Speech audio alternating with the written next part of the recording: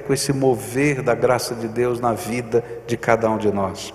Eu falei hoje de manhã que estava olhando os meus apontamentos e vi um texto que eu escrevi de mais ou menos umas 150 páginas, que escrevi em fevereiro de 2010, estava lá mexendo nos meus apontamentos, uma pesquisa que fiquei quase um ano fazendo, sobre o que fazia uma igreja ser relevante.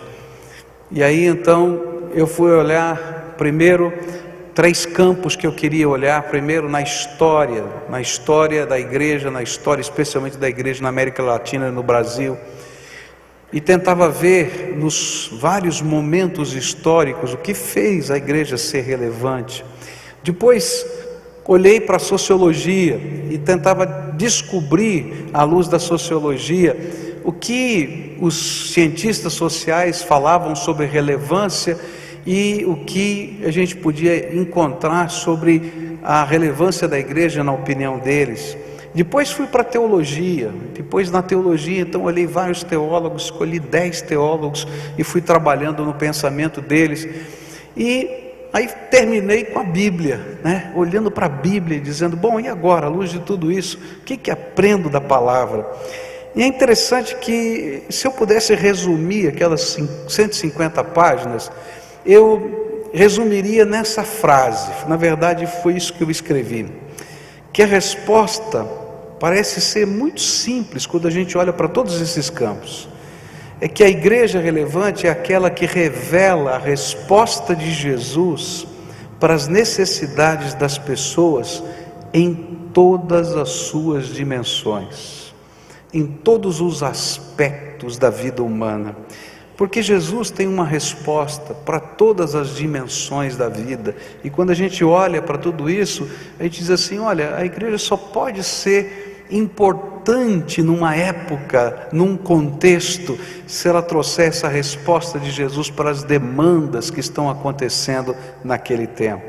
E hoje pela manhã a gente começou a olhar alguns textos da Bíblia, na verdade 2 textos da Bíblia, que falavam sobre o que a gente precisa ter para poder ser a resposta de Jesus a essas demandas, como pessoa, como povo, porque igreja é povo, igrejas são pessoas. E a gente começou falando sobre a sensibilidade. A gente precisa ter a mesma sensibilidade que Jesus tinha, e olhamos para Mateus capítulo 9, versículos 35 e 36, onde Jesus olhou a multidão e ficou com pena daquela gente, porque eles estavam aflitos e abandonados como ovelhas sem pastor. E a gente olhando para esse texto, nós começamos a pensar o que significa viver essa sensibilidade de Jesus na prática. Agora à noite eu queria olhar para um outro trecho da palavra de Deus, bastante conhecido, e pensar em algumas ações. Eu sinto no meu coração, eu vejo a necessidade, e aí, o que eu faço? Nós estivemos conversando hoje de manhã e no momento de oração, o que nós nos dedicamos a Deus é, Senhor, eu quero começar a orar diferente, diante da realidade e diante do mover do Teu Espírito. Eu sempre estou orando, Senhor, levanta alguém, Senhor, faz alguma coisa. Então nós oramos diferente hoje pela manhã, Senhor, eu vou mudar a oração, eu estou aqui pronto, Senhor, para ser Tua mão, Teus pés, Tua boca, e Te servir. Eu não sei como, eu não sei de que jeito, mas eu estou aqui.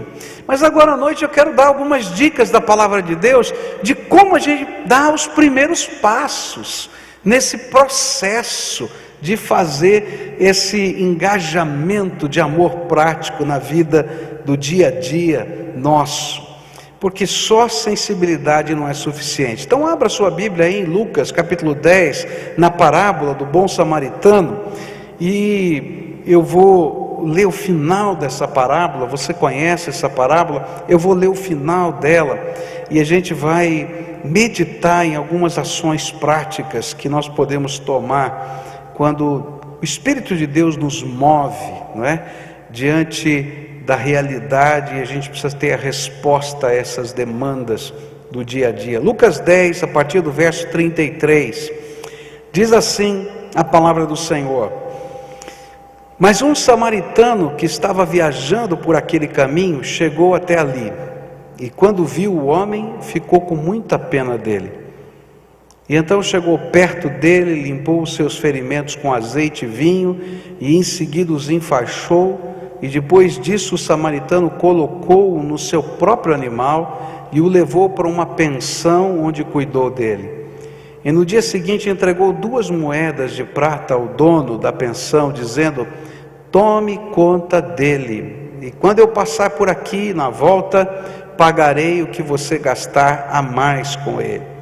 E então Jesus perguntou ao mestre da lei: na sua opinião, qual desses 3 foi o próximo do homem assaltado?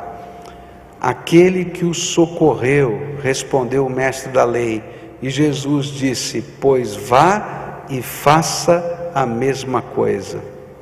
Quando eu olho para esse texto, eu aprendo que se queremos ser relevantes, ou se queremos colocar em prática o amor de Jesus, nós precisamos tomar algumas atitudes quando a gente escuta o grito de socorro. Hoje pela manhã a gente falou sobre isso. Tem pessoas gritando por socorro. E as pessoas que estão gritando por socorro, às vezes, por causa das pressões da vida, o grito é quase silente. A gente não consegue nem ouvir muito bem, porque o grito está vindo ali. E aí, o que a gente faz? Então a primeira coisa que eu vou aprender com essa parábola é que se você está ouvindo um pedido de socorro, é tempo de parar o que você está fazendo. Quando a gente olha para aquela história, você lembra da história? Passaram 2 pessoas antes desse samaritano, não foi? Você lembra quem é que passou? Um sacerdote, quem mais? E um levita, tá? 2 religiosos, que talvez tivessem uma agenda muito cheia, de coisas tremendamente honrosas, tremendamente importantes. Eram 2 religiosos, o sacerdote e o levita, que talvez estivessem fazendo coisas santas. E porque eles estavam fazendo até coisas santas, eles não pararam, eles seguiram o caminho. Eu posso dar uma série de desculpas para eles não pararem. Olha, se um sacerdote tocasse num morto, e se esse sacerdote estivesse na escala sacerdotal, ele não poderia estar ali no templo, ministrando as coisas do Senhor. Então, como ele não sabia, e ele estava na escala, e a escala era alguma coisa que demorava muito para acontecer, ele disse: não, agora a minha prioridade é o templo. Ele foi embora.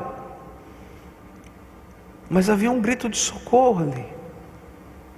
O levita, eu não sei qual era a razão dele, mas posso imaginar muitas coisas.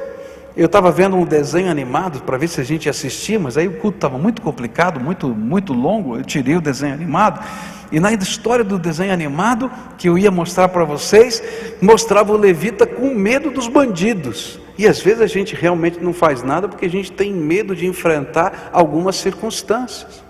Mas a primeira lição que aparece aqui é muito simples. Se a gente ouve o grito de socorro, a gente para, porque há algo prioritário acontecendo. Você deve lembrar daquela cena, não é? Aquela cena daquela senhora, não é? Que ficou com o cachorrinho no meio da chuva, lá na inundação e lá naquela destruição que aconteceu na serra, lá na região serrana do Rio de Janeiro. E aí tinha um grupo de pessoas em cima de um muro, de uma casa, lá em cima, no alto de um andar, não é?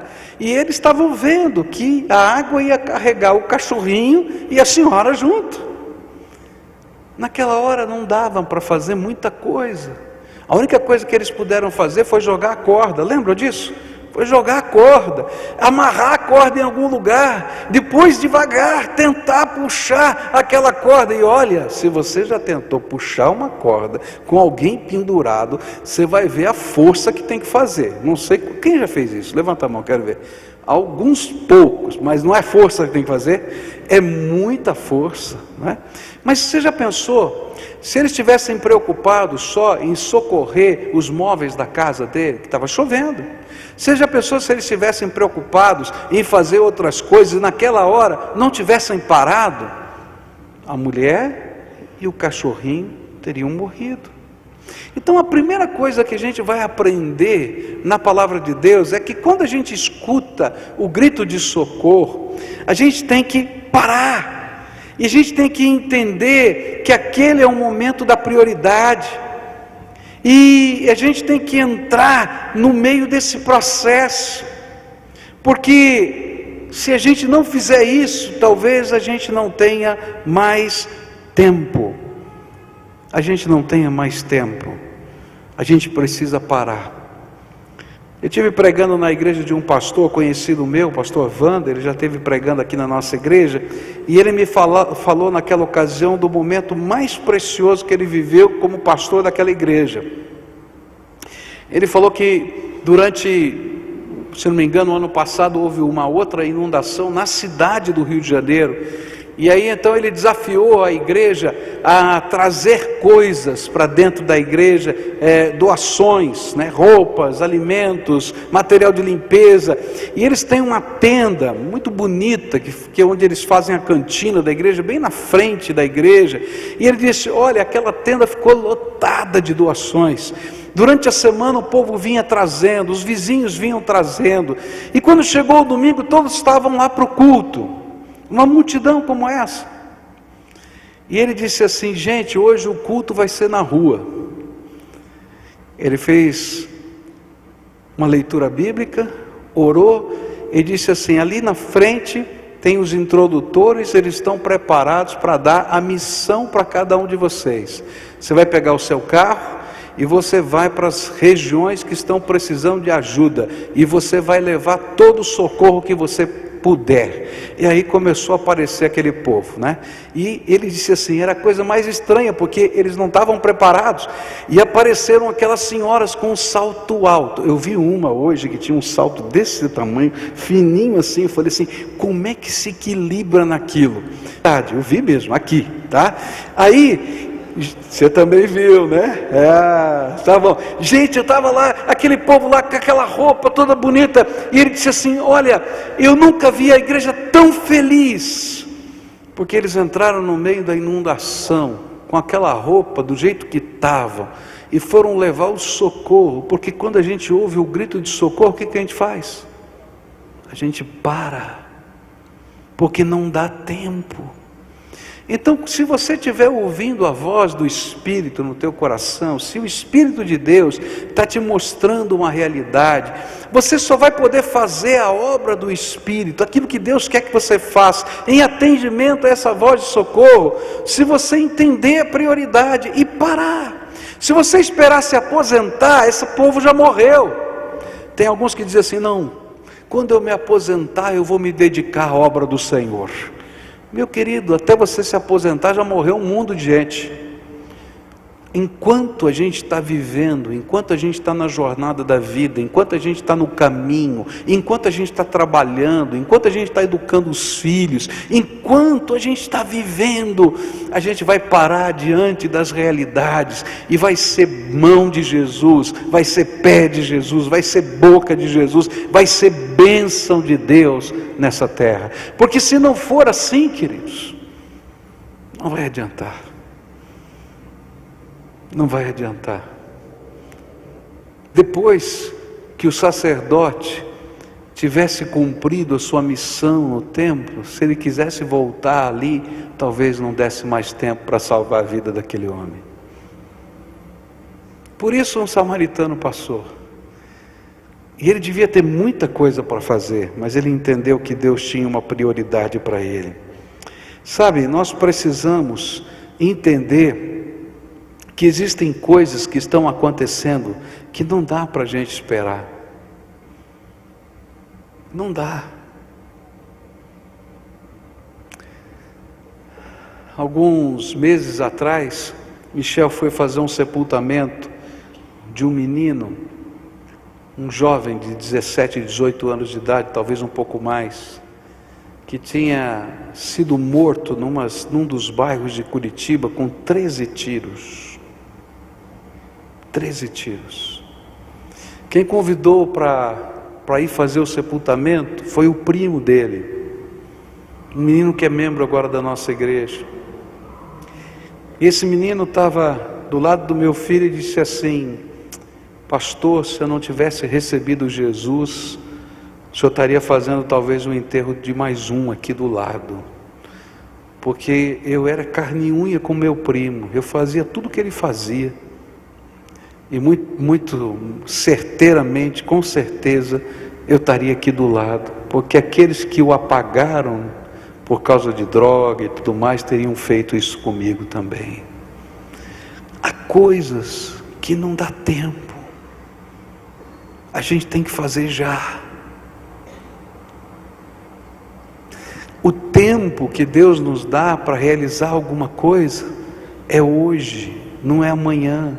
Então, se Deus está sensibilizando o seu coração, ouça a voz do Espírito e abre um espaço na tua jornada para responder ao clamor de Deus, porque esse clamor que vem dos homens passa pelo céu e o Espírito de Deus faz com que ele ecoe dentro da nossa alma.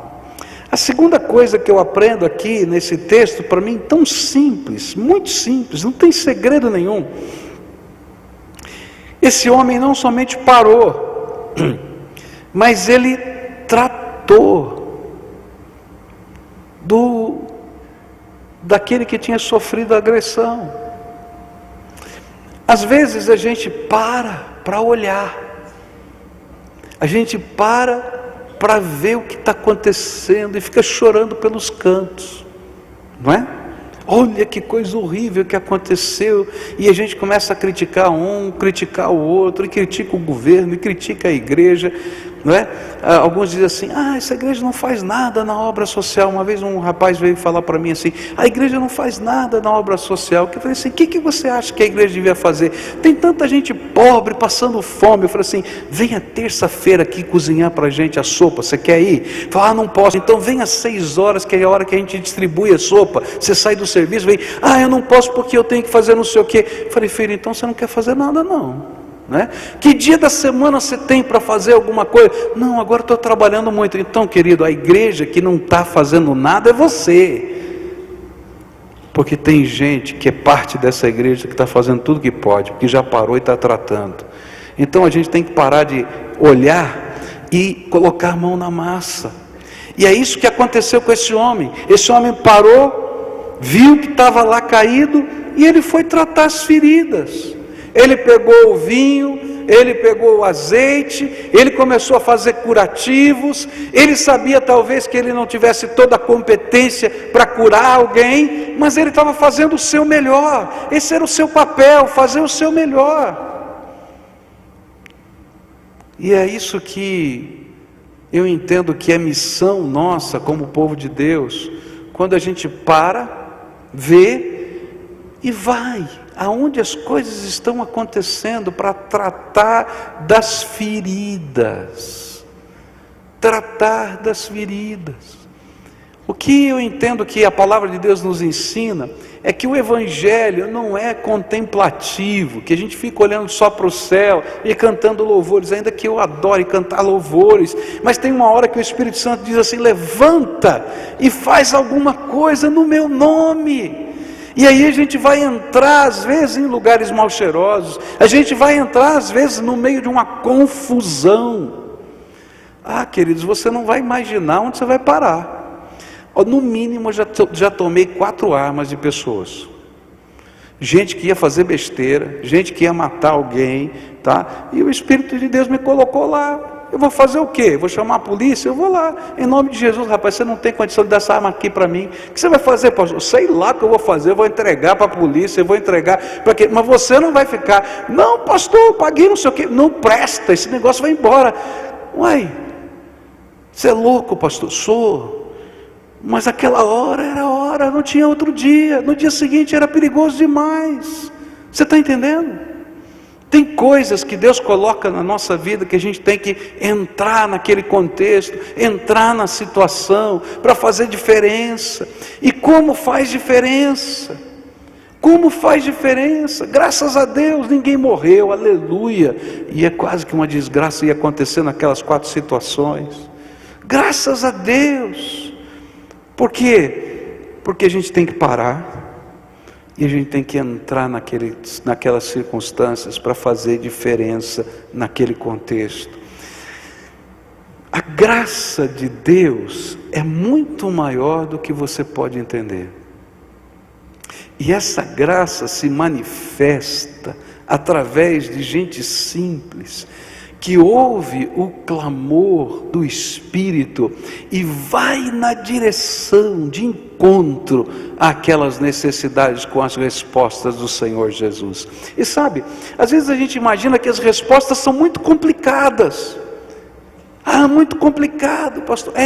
O problema é muito complicado, mas quando Jesus entra na história, as coisas que são complicadas começam a se descomplicar pelo poder de Jesus. Se alguém quiser ensinar, perguntar para o Carlos que estava aqui, qual é o método de tirar alguém da rua, meu querido, vai ficar louco, porque cada pessoa é diferente.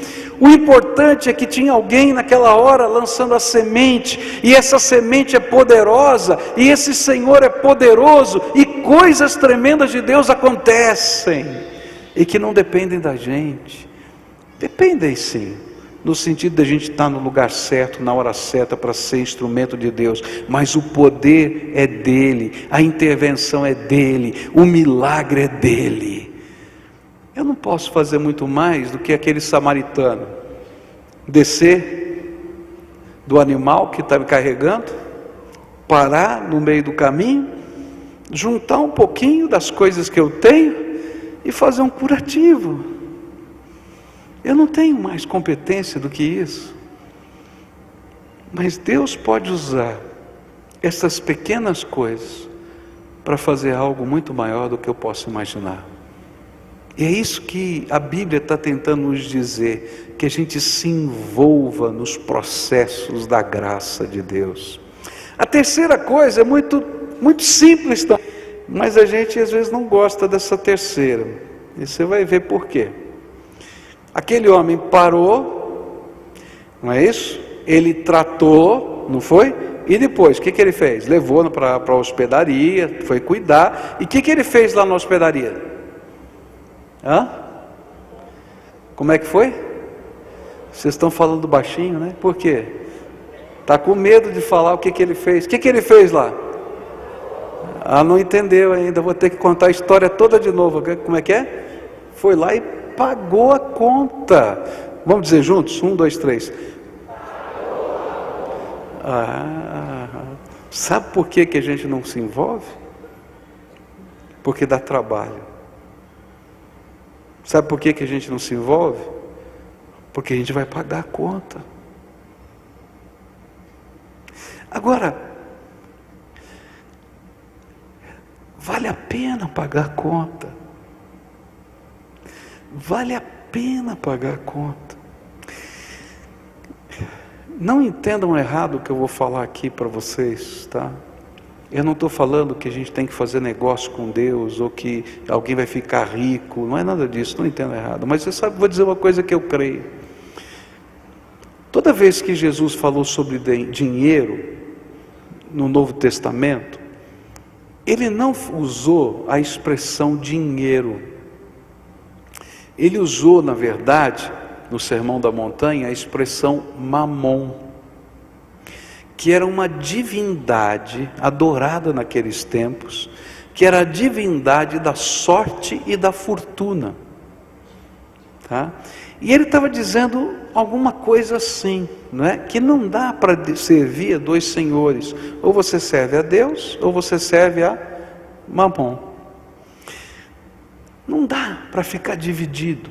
E o que ele estava tentando dizer é que muitas vezes a gente tem um medo tremendo de fazer investimentos em coisas e em pessoas, na obra social, no reino de Deus, porque a gente acha custoso demais. Mas na verdade, para muitos de nós, o dinheiro nos amarra. E nós vivemos para ganhar dinheiro, para comprar casa, para fazer isso, para fazer aquilo. E o Espírito de Deus às vezes diz assim: olha, não é assim. E eu tenho aprendido uma coisa muito tremenda na minha vida, que quanto mais, eu não quero dizer que você tem que ser desorganizado, inconsequente, não é isso não. Eu tenho todo o meu orçamento arrumadinho na minha casa, não devo dinheiro para ninguém, graças a Deus, porque eu acho que a gente não deve dever para ninguém, esse é um pacto meu. Mas, queridos, eu tenho aprendido uma coisa tremenda: quanto mais você investe nas pessoas, no reino de Deus, naqueles projetos de Deus, mais livre você é e mais Deus derrama graça sobre a tua vida. Eu não quero graça financeira para ficar rico, que Deus não me chamou para ficar rico, mas eu sei que eu posso ser um instrumento da graça de Deus aonde Ele me colocar, e sei que Ele vai me sustentar, porque Ele é fiel. Deus é fiel. E quando a gente está focado na visão certa, no projeto de Deus, as coisas de Deus acontecem na nossa vida. Eu creio num Deus de milagres, eu creio num Deus que mexe nos projetos da nossa vida, e Ele mexe dos dois lados. Ele abençoa um, e aquele que abençoa também é abençoado. Tem uma família que está indo de volta, para o Rio de Janeiro, está aqui, tocando na orquestra, a esposa dele está ali, a mamãe está ali. Eles me contaram essa semana uma história muito bonita. Quando eles vieram para o Paraná, veio só o moço solteiro, depois ele vai trazer a esposa, está para casar, e não tinha dinheiro para alugar a casa, não tinha dinheiro para nada, e de repente, conversando com alguém, Deus tinha falado com essa pessoa já, que aquela casa que eles tinham construído, reformado, etc., era para um casal que estava vindo, e que quando eles conheceram o moço, eles disseram: essa história é de Deus. E aí colocaram a casa para eles morar, Esse moço trabalhou com a gente no albergue, trabalhou lá no Ceifar, Estão voltando agora lá para o Rio. Homem de Deus, mulher de Deus, Deus é fiel. É coisa louca, é biruta, Caiu de paraquedas aqui, mas Deus é bom. E sabe, não é bom só para eles, é bom também para aquela família que fez isso. Essa semana passada, retrasada, eu estava com uma irmã, deve estar aqui na igreja, cuja sua família abriu a sua casa. Lembra que nós tivemos um casal que veio de Palmas para fazer um transplante de medula aqui, Então, uma das famílias que abriu a sua casa, encontrei com eles lá na célula, e eles estavam felizes da vida, porque agora estavam voltando, esse casal com a filhinha, estão voltando de Palmas, estavam voltando de Curitiba para Brasília, para continuar o tratamento mais perto de casa, e dizendo assim: olha, a menina está boa, está dando certo o transplante, a bênção de Deus aconteceu. Gente, não é só quem recebe que é abençoado. Eu disse: que coisa gostosa você saber que você participou ativamente da salvação de uma vida. Está entendendo? A gente paga a conta. E será que a gente fica mais pobre por pagar a conta? Não fica. Eu garanto para você que não fica. Porque o Senhor, que nos convocou para essa missão e que nos direcionou para esse projeto, é aquele que nos abençoa a cada dia. E sabe, muito mais abundantemente além, porque Ele é dadivoso. É assim que funciona a dinâmica do reino de Deus.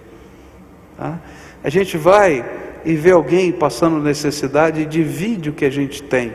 Pega lá um pouquinho que está no nosso armário e leva para o armário do outro que não tem nada. Olha, não vai faltar na tua casa, porque Deus é fiel. Porque Deus é fiel. E naquela hora você ouviu o grito, você parou, fez o que você podia, pagou a conta, o que você podia. E a graça de Deus vem sobre a nossa vida, porque a gente está no propósito do Senhor. Quando a gente escuta o sermão profético de Jesus, ele vai dizer uma coisa tremenda. Ele vai perguntar, não é? Ele vai separar os bodes das ovelhas. Lembra desse sermão? Não é? Ele vai dizer, vou separar os bodes das ovelhas. E aí naquela hora ele diz assim, olha, quando eu tive fome, deste-me de comer. Quando eu tive sede, deste-me de beber. Quando eu estive preso, não é? Você me visitou. E aí ele vai dizendo, e eles perguntam, quando é que nós te vimos nessa condição, Senhor? Né? E ele vai dizer, toda vez que você fez a um desses meus pequeninos, você fez a mim. Sabe o que a gente aprende? Uma coisa muito simples. Cada vez que a gente está no meio da jornada, e a gente para, e a gente faz o que é possível naquele momento, e a gente paga a conta, a gente se envolve no processo, a gente está vendo nos olhos daquela pessoa, os olhos do Senhor Jesus, e a gente faz para a glória do Senhor. E olha, Deus é fiel.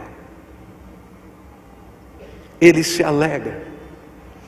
A última coisa que eu vejo aqui nesse texto é uma coisa tão tremenda, é que quando a gente se envolve dessa maneira, a gente vai perceber que existem coisas que vão muito além da nossa capacidade.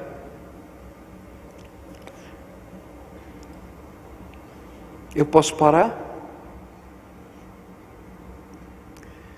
Eu posso tratar? Eu posso até pagar a conta, mas o problema é muito maior, não é? E às vezes a gente não consegue, e a gente se sente pequenininho assim. Mas aí a gente vai aprender uma coisa tremenda de Deus. E essa é a última coisa que eu queria deixar com você. Está nesse texto da Bíblia, em Marcos capítulo 5, versículos de 15 a 20.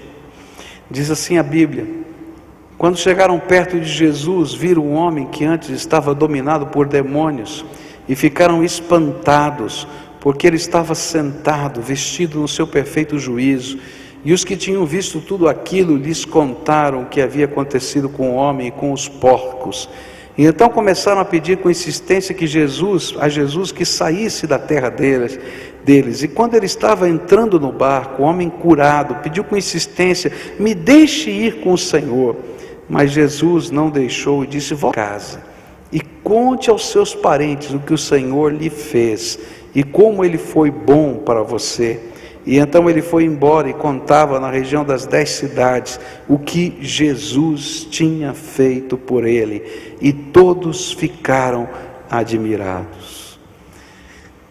Eu queria terminar com esse texto porque há uma coisa extraordinária que acontece quando a gente se abre para servir, e servir em nome de Jesus, não no nosso nome, mas em nome de Jesus. Deus derrama poder do seu Espírito Santo sobre nós. A história que a gente está lendo era de um endemoniado, gadareno. Os homens já tinham tentado colocar correntes sobre ele e amarrá-lo. Os homens tinham tentado restringir o lugar onde ele podia agir. Então colocaram ele no cemitério, porque ali ninguém ia. Então ele ficava no reduto dele e não incomodava ninguém, porque é a cidade dos mortos, então ali não tem problema. Mas não resolvia a questão. Aí Jesus chegou e parou, começou a conversar com aquele homem, repreendeu os demônios que estavam sobre ele. Os demônios entraram numa manada de porcos, a Bíblia diz, 2.000 porcos, e aquele homem foi liberto. E quando os discípulos chegaram e a cidade se aproximou, ele estava lavado, limpinho, ele estava vestido, estava falando como gente. E aí todo mundo estava com medo, porque o preço tinha sido caro demais, 2.000 porcos. E todo mundo estava com medo, porque o poder revelado era demais. Mas todo mundo também tinha que reconhecer que algo extraordinário de Deus estava acontecendo. E eu quero terminar dizendo para você o seguinte: Quando eu escuto a voz de Deus, eu paro, eu me envolvo, eu pago a conta. Essa é a parte humana. E se a gente pensar que toda a obra de Deus é só isso, então a gente não entendeu nada. Mas sabe por que as coisas vão acontecer? Porque há um diferencial. Talvez um clube social possa fazer essas coisas que eu falei antes, mas a igreja pode fazer algo muito maior, porque enquanto ela para, enquanto ela cuida, enquanto ela paga a conta, Deus manifesta o poder do seu Espírito Santo, e o imponderável começa a acontecer. E se é preciso libertação de demônios, demônios serão expulsos. Se é preciso cura da alma, Jesus vai lá e cura dentro do coração. Se é preciso haver restauração daquilo que está quebrado, destruído, Ele começa a restaurar. E a gente às vezes nem sabe explicar, porque não é obra humana, é poder do Deus vivo. E é por isso que eu sou apaixonado pela obra de Deus.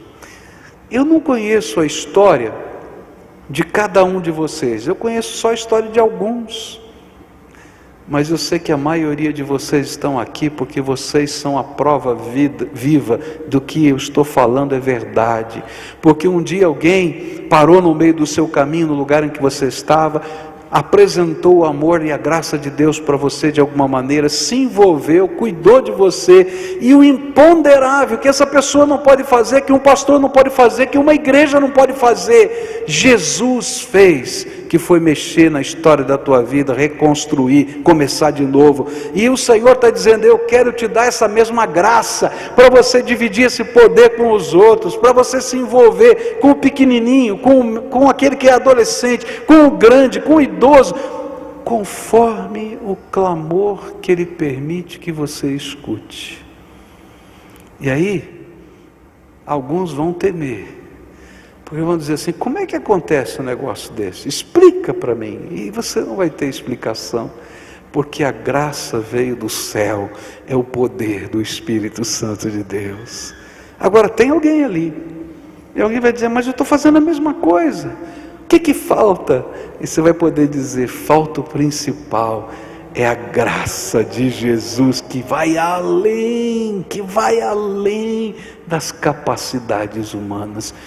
Eu vou consagrar o que eu tenho, porque Deus vai fazer o que eu não tenho, porque tudo vem dEle, é para Ele, e é para o louvor do seu nome, e Ele vai deixar essa terra marcada através da tua vida, e você não vai saber nem das histórias, porque a gente não precisa saber. É claro que quando a gente sabe, a gente se alegra, mas tem coisa que Deus está fazendo que você nunca vai saber, que Ele usou a tua vida, porque a glória é de Jesus, Ele que está fazendo. Então nessa noite, que a gente está pensando nessa obra, eu tenho pedido uma coisa para Deus. Primeiro, que você seja sensibilizado, que você possa ouvir o grito de socorro. E olha, eu creio que o Espírito de Deus está trabalhando com você. Há gritos de socorro. Essa semana eu ouvi alguns. Eu falei hoje de manhã que eu ouvi o grito de socorro de famílias que têm deficientes intelectuais, de famílias que têm cadeirantes em limitações extremas, que chegaram perto de mim e disseram: pastor, a igreja está se envolvendo com a gente está trabalhando, tem ministérios focados para eles, mas nós estamos preocupados com o futuro. O que vai acontecer com os nossos filhos quando a gente morrer? Quem vai cuidar deles? Eu não sei como chega no teu coração, mas eu estou ouvindo a voz de socorro aqui. Eu falei: nós vamos sentar para conversar de novo.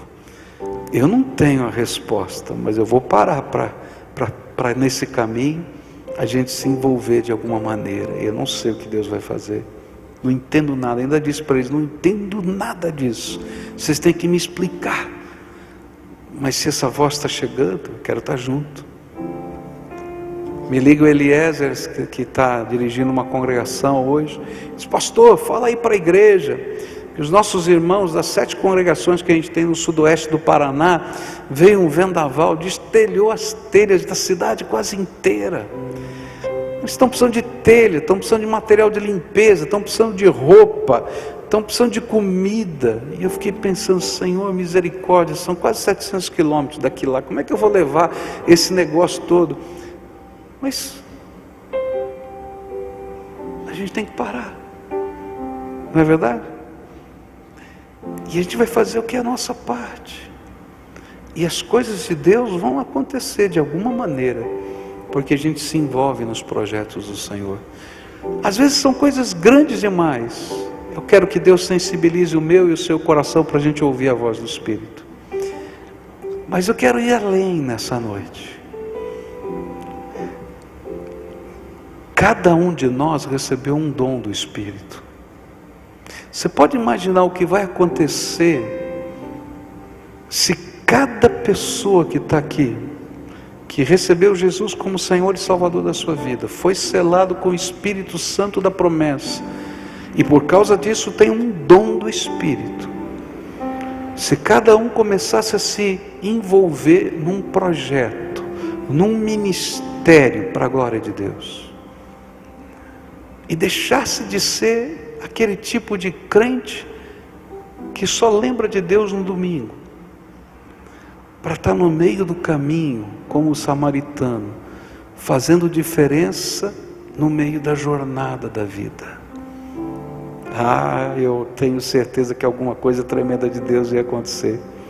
Você já pensou o que aconteceria se cada uma das 300 células que a gente tem, cada uma adotasse um dos 300 ministérios que a igreja tem e dissesse: olha, nós vamos ser a célula que vai interceder por esse ministério, nós vamos ser a célula que vai estar dando amparo espiritual para esse ministério, nós vamos nos envolver dentro das nossas limitações, porque nós somos um grupo pequeno. Você pode imaginar o que ia acontecer? Você já pensou o que aconteceria se o Espírito de Deus, tocando o teu coração, te desse um projeto e você pudesse começar a orar por esse projeto e pedir para Deus levantar pessoas para serem parceiros desse projeto e se envolverem? Gente, alguma coisa de Deus tremenda isso é. Eu vim aqui hoje para dizer para você que está na hora de parar e se envolver, que está na hora de fazer parte e de transformar o amor em ações práticas. Naturalmente, você não vai poder se envolver com todas as necessidades. Você vai se envolver naturalmente como parceiro de algumas, dos apelos que Deus toca no teu coração, mas pelo menos uma vai ser o seu ministério. Deus vai fazer arder o teu coração. O que eu estou orando é que cada crente aqui pudesse ter um ministério. Cada crente aqui dissesse: eu sei qual é o meu papel, qual é o projeto de Deus para a minha vida, e eu estou envolvido nisso. E se você não sabe ainda, então, meu querido, por favor, começa a dobrar o teu joelho e pedir para Deus te revelar qual é o teu ministério. E sabe, o ministério não é alguma coisa que a igreja vai lá e dá de presente para você. Às vezes a gente fica imaginando: bom, mas ninguém me chamou. Querido, não é assim que funciona. O Espírito de Deus está te chamando, não é uma organização que está te chamando. Você vai entrar nos caminhos. Eu ouvi de uma senhora hoje de manhã exatamente isso: olha, eu trabalho com educação e está acontecendo um problema assim, assim, assim. Ela me disse o problema, e enquanto você falava hoje de manhã, eu já descobri, o meu ministério são aquelas 2 crianças.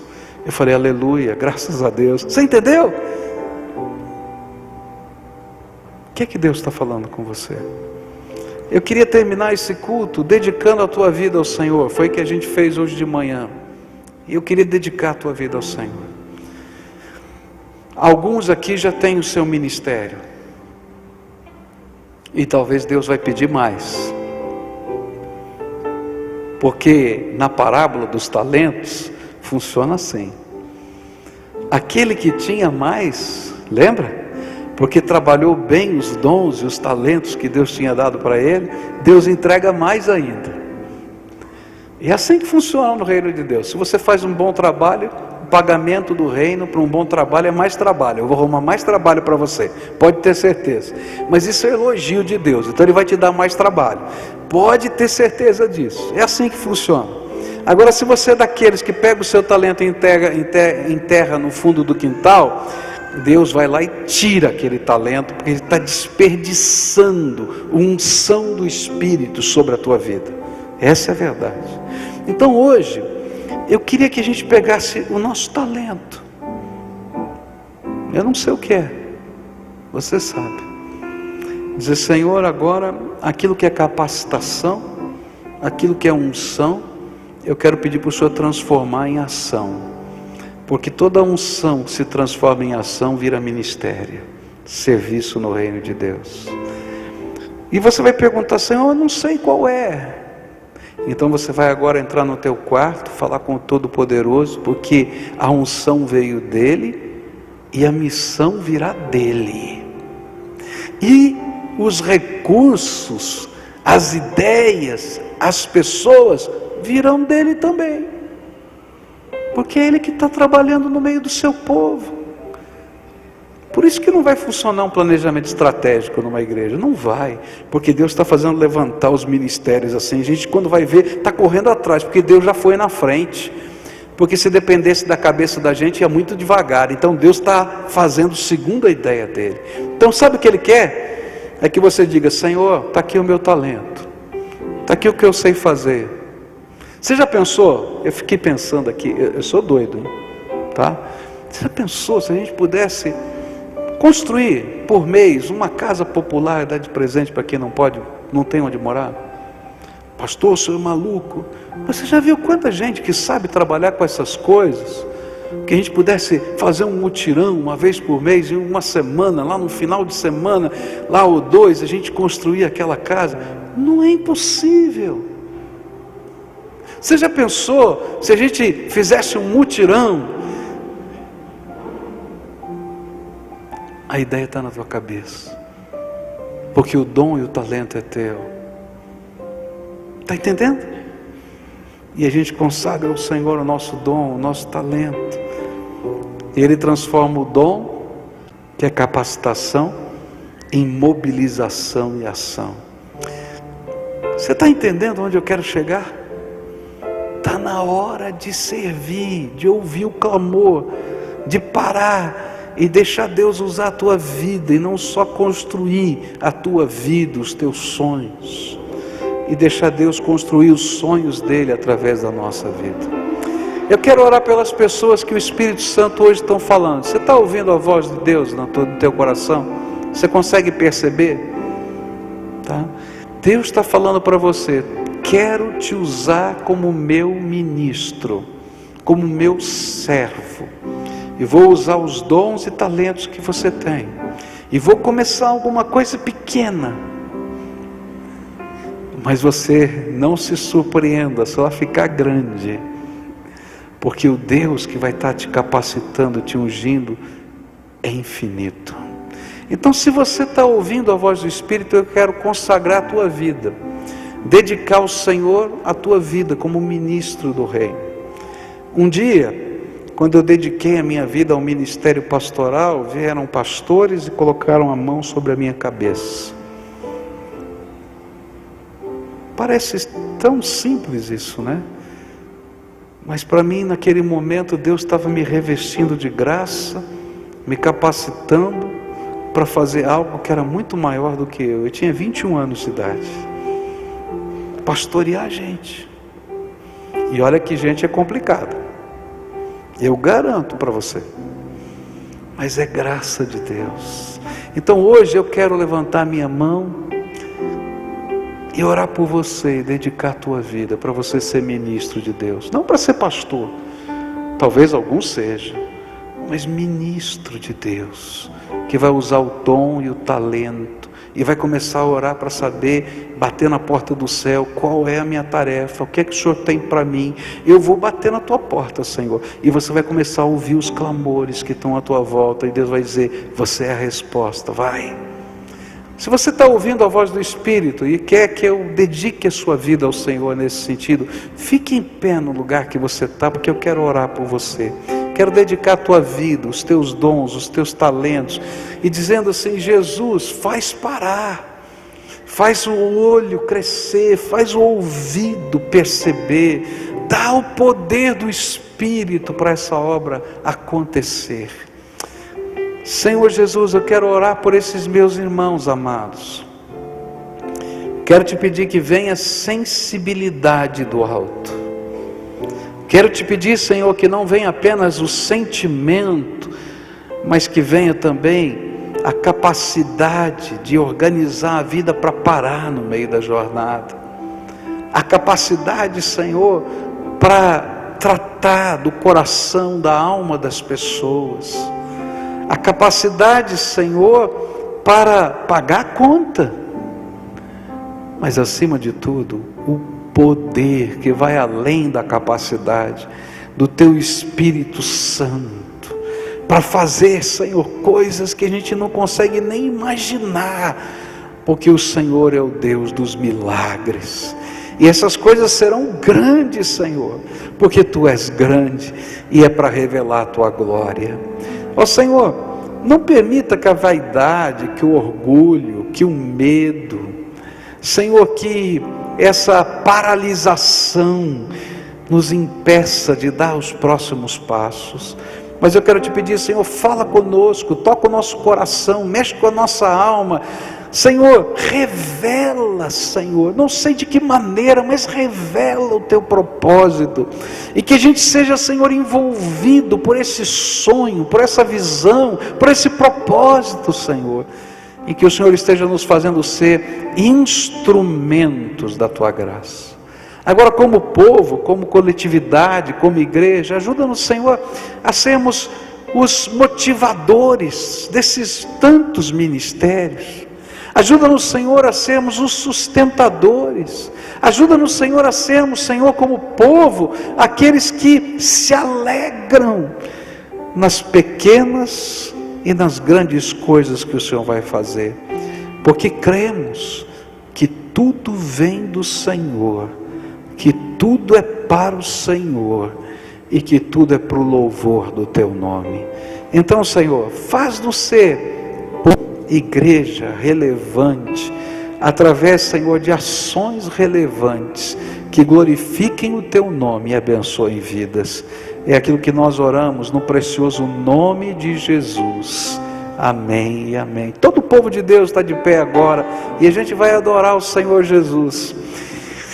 Olha, é sério, hein? Se todo esse povo que estava de pé começar a se envolver no ministério, essa cidade vai ser abalada, eu não duvido disso. Você acredita nisso? Eu creio. Você vai orar e vai pedir: Senhor, me dá o Teu sonho, me dá a Tua visão, mostra para mim o que o Senhor quer que eu faça.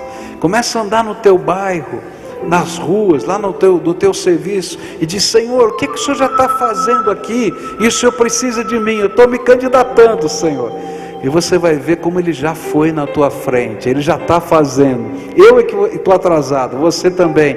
E nós vamos entrar na dimensão do mover do Espírito de Deus.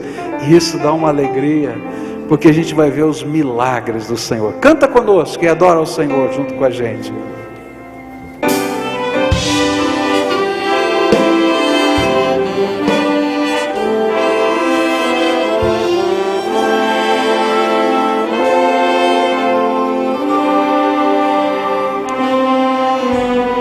Sonda-me, Senhor, e me conheces, quebranta o meu coração, transforma-me conforme a Tua palavra, e enche-me até que em mim se ache só Ti. Então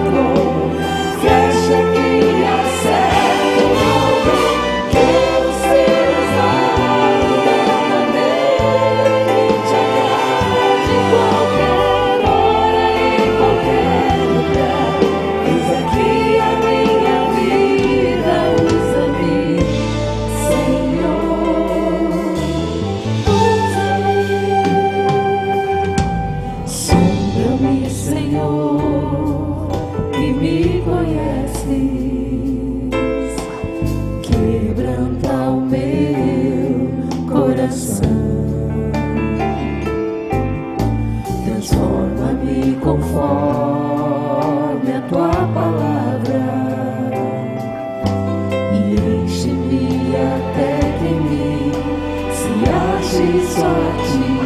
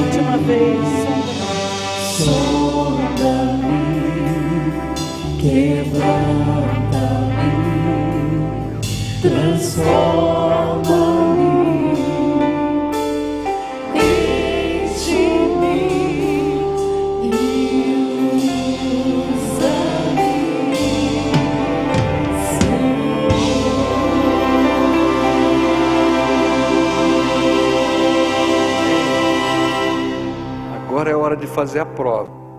O negócio aqui é sério, tá? Tem um ministério que eu sou apaixonado, que é dos cadeirantes aqui da nossa igreja, não é? Vocês têm visto algumas cenas tão lindas deles aqui. E eles só conseguem vir aqui na igreja se a gente for buscá-los. Graças a Deus nós temos um ônibus para eles, especial, que ele entra com sua cadeira de roda, ele trava a cadeira de roda lá dentro, tem o elevador e tal. Sabe por que eles não vêm todos os domingos? Porque eu não tenho motorista para o ônibus. Você já pensou se a gente pudesse ter uma escala, tá? De aí uns 10 motoristas, 15 motoristas que soubessem dirigir ônibus. Eu já não sei, tá? E a gente pudesse dizer, olha, uma vez por mês pode contar comigo que é o meu domingo de buscar os cadeirantes. A gente vai sair cedinho, vai passar na casa de cada um deles, depois vai levar para a casa deles. Gente, que coisa linda. E a gente vê aquele povo aqui todo domingo, aí eu vou ficar muito feliz. É impossível. Eu preciso de um domingo por mês, um período, nem os dois, só um período. Tem motorista de ônibus que está a fim de entrar nesse negócio comigo? Nem que seja um só, para ser a primeira semente. E está dizendo, não, eu estou nesse negócio, vem para cá que eu quero dedicar a tua vida. Vem para cá, meu irmão, vem aqui. É motorista de ônibus, vem aqui, vem me ajudar. Quem mais? Vem, em nome de Jesus aí, quem mais?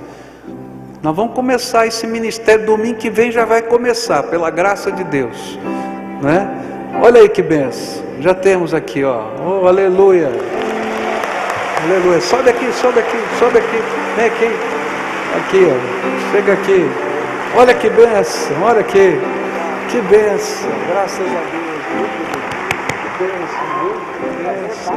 que benção, olha só, ó, a equipe está formada aqui, olha só, que benção. Amém, em nome de Jesus.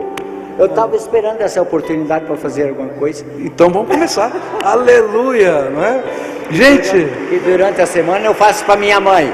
Mas sábado e domingo sempre me sobra tempo. olha só que bênção, tá? Amém. Tá aqui a equipe, né? Quantos tem aqui, ó? 1, 2, 3, 4, 5, 6, 7, 8. Dá para vir domingo de manhã e de noite. Porque aí, ó, de manhã fica um, né? O outro à noite, uma vez por mês. Não é muito, né? Não é verdade? Tá vendo como é possível? Agora, quantos são os outros sonhos que Deus tem para nós? E o gostoso de ser igreja é isso, sabe? Deus coloca o sonho e Deus já vai tocando no coração das pessoas e a gente vai se envolvendo. E olha, vai ser cansativo, mas vocês vão ficar felizes. Eu tenho certeza que vai ser o dia mais alegre, aquele dia que vocês estão fazendo parte. Ó, quero ver o povo aqui agora, senão eu vou puxar a sua orelha. Você sabe disso, né? Então, vai ser uma bênção. Queridos, Os outros sonhos, Deus vai nos dar um a um. Isso aqui é só um exemplo que Deus preparou para a gente, para dizer que é possível, que não é difícil, basta a gente querer, tá? Eu quero orar por você, para a gente se despedir, né? E se envolver nesse processo. Diga, querido. Tá bem. Nós estamos aqui na capela da igreja, né? O apelido é Fritz, mas qual é o nome dele? É Fritz mesmo? Todo mundo conhece como Fritz, né? Porque eu sei que é apelido, né? Tá? O Fritz é que trabalha na marcenaria aqui da nossa igreja, é um irmão nosso aqui. A mamãe dele faleceu, está acontecendo o guardamento do corpo na capela. Então uma coisa que você pode fazer é ir lá dar um abraço nesse irmão, dizer: olha, estou aqui, tá? Conta com a gente está junto, tá? Isso faz bem para a alma da gente. Hoje à tarde foi o sepultamento, né? Do papai, do neto, né? Do Gamaliel. Tem alguns que já estão aqui tocando aí com a gente. Eu vi uns deles aqui, né? E nós estivemos ali com eles orando, e o Senhor, tenho certeza que está trabalhando no coração. Vamos orar juntos aqui. Que a graça de nosso Senhor Jesus Cristo, o amor de Deus, o nosso Pai, a comunhão e as consolações do Santo Espírito de Deus estejam com todos nós aqui, com o povo de Deus espalhado pela face da terra, hoje e sempre, Senhor. E de uma maneira especial, eu quero dedicar esses 8 irmãos que estão aqui na frente, que ouviram a voz do Senhor e pronto se dispuseram. Eu sei, Senhor, que vão ter obstáculos, que a vida da gente tem tantas coisas, mas eu te louvo, Senhor, porque eles ouviram a voz do Teu Espírito e estão se dispondo. E nós cremos, Senhor, que o Senhor vai abençoá-los, vai dar graça. E aqueles que serão fruto da bênção da vida deles serão também abençoados. Muito obrigado, Senhor, por eles e por aqueles que nós amamos tanto, Senhor, em nome de Jesus, amém. Vai na graça do Senhor Jesus para servir esse Senhor da vida.